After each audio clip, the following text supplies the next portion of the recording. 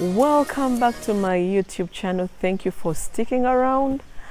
Tonight I am going to be sharing with you a few of the common parenting mistakes that we do as parents, and sometimes we do not actually realize that they affect our children in a way.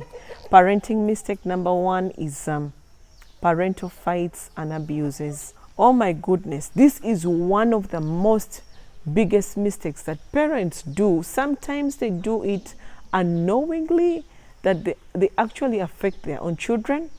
It is one big mistake that it's all over the world. Everyone is doing it, but sometimes you do not actually know that it impacts on the life of your children. Do not quote me wrong. I am not saying parents should not fight, but how do you do it? Can we learn to do it in a more secretive manner? I know it's hard, but yes, it is possible. Why? My husband and I do fight, we do quarrel, we do argue, yeah?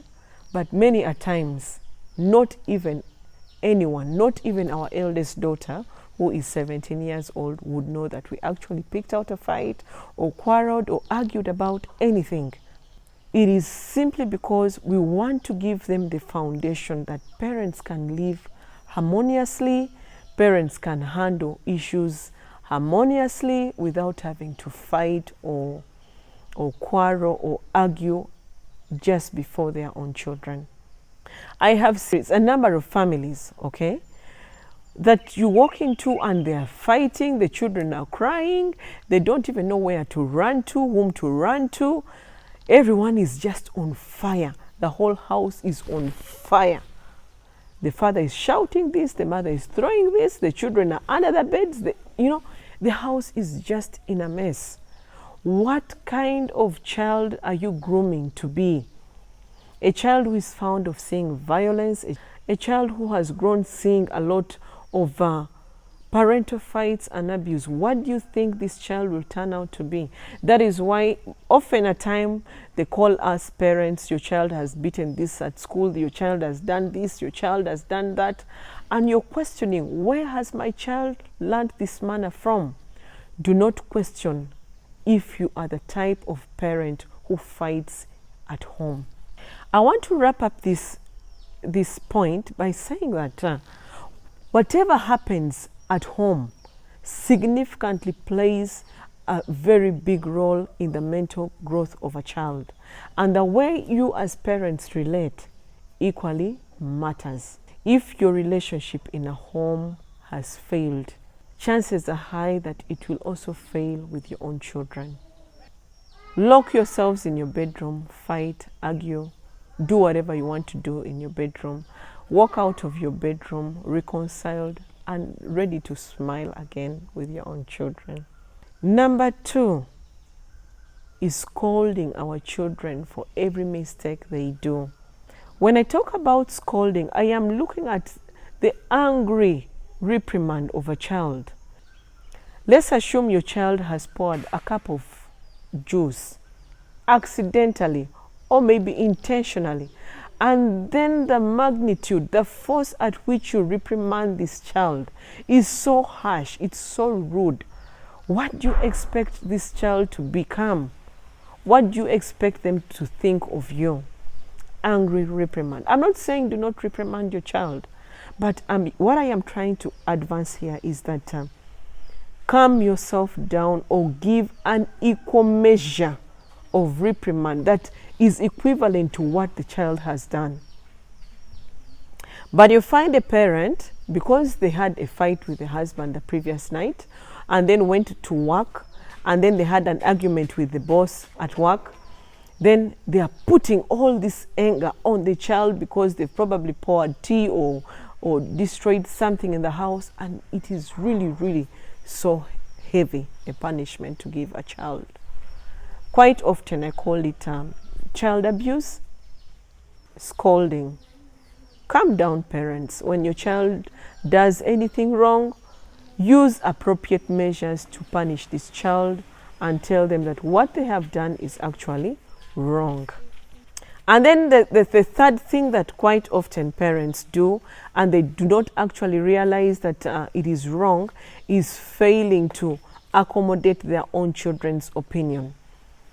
There is one thing that we fail to realize in life, that our children have an opinion that we are bound to respect. Okay? It is quite important as parents to listen to them, give them a room to speak out what they want, discuss their opinion with them, and it's the way to go. I mean, when you shut down your child, when they speak to you, or when they tell you, Daddy, I don't like this, or something like that, you lower their esteem. You create an environment of insecurity that these children cannot speak. They can't even tell you that, Daddy, I don't like this, because you have created an environment that is not friendly. Discuss your children's opinion. I believe discussing with them is very important, and it will save you a lot. I want to share with you a story about my cousin, and I hope no one uses it against me or him or any other person. My cousin has always wanted to do medicine right from the time he was a young boy. He wanted to study medicine, but because the father was an engineer, he felt like, I think my son should also be an engineer. The boy worked so hard, and the father imposed engineering on him. He said, okay, fine, I'll go to the university and do what my father wants. But when he got there, he said, no, I think I should do what I want and not what my father wants. My uncle paid his tuition, took him to school. For the past 4 years, thinking he's actually doing engineering. When he walked down on the day of his graduation, the boy was not at school.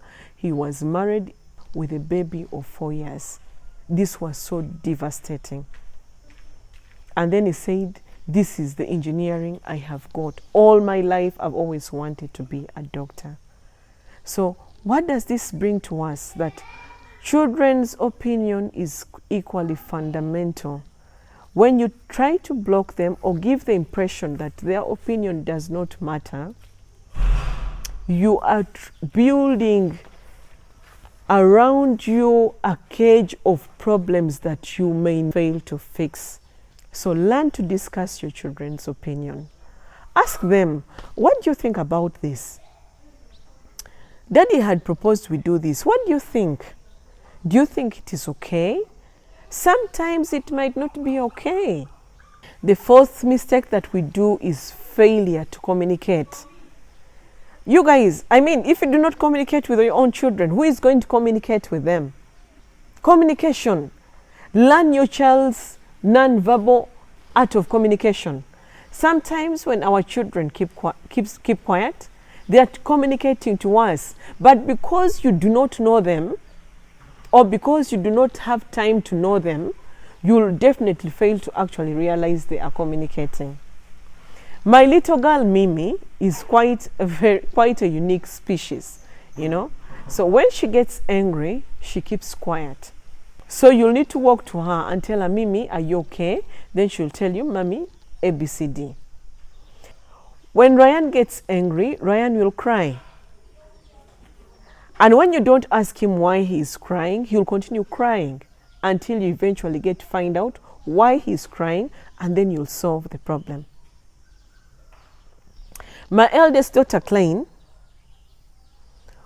keeps quiet when she's not comfortable with something until she feels comfortable to say it if you don't ask her. So how often do you talk to your children? You know, I don't know whether it is a norm in Africa or in Europe or all over the world, but often at times parents think it is their children supposed to greet them. What does it cost to say, good morning, my daughter? Good morning, my son. How was your night?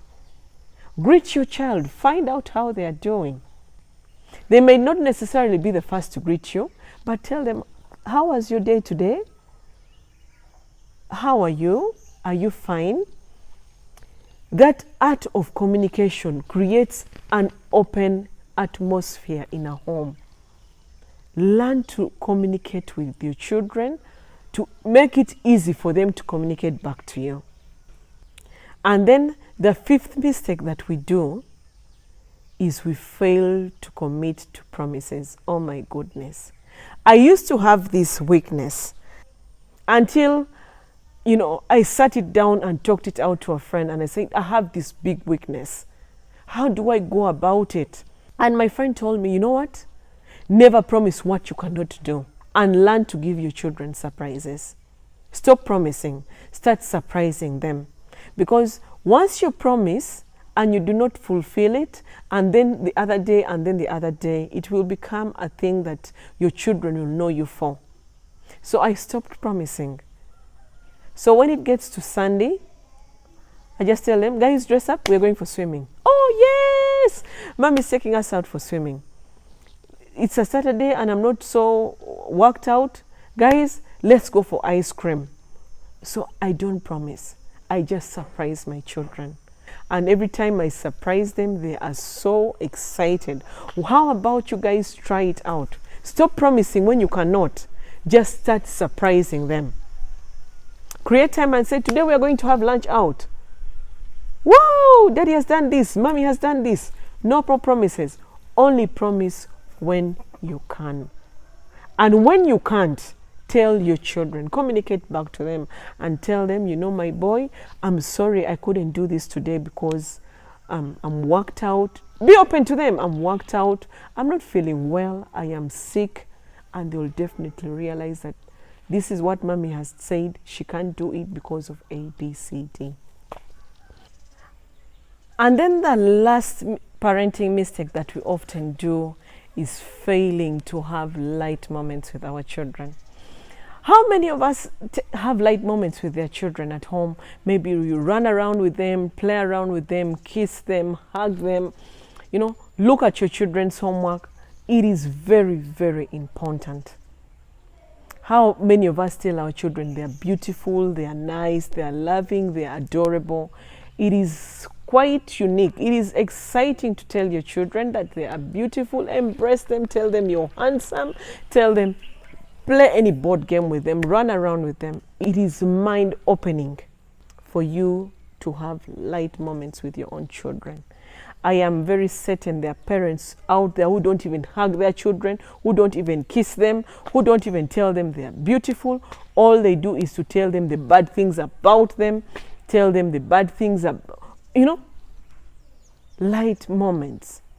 Create light moments in the lives of your children. Let your children get to know you for the good part of you, and let them also get to know that when Daddy is mad, Daddy is mad.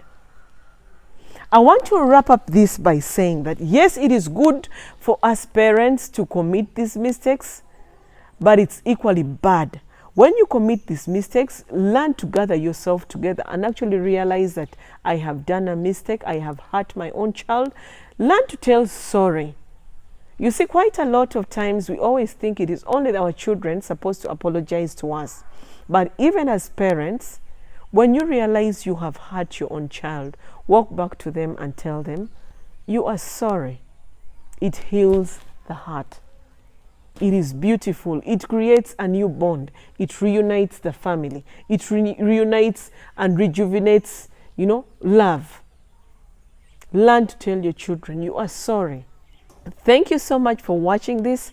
I hope you guys have picked something out of tonight's topic, and I hope we take it up from there. The next time we meet again, we shall be looking at parenting for the next 1 month or so. I hope we catch up again and continue taking care of yourselves. Bye-bye.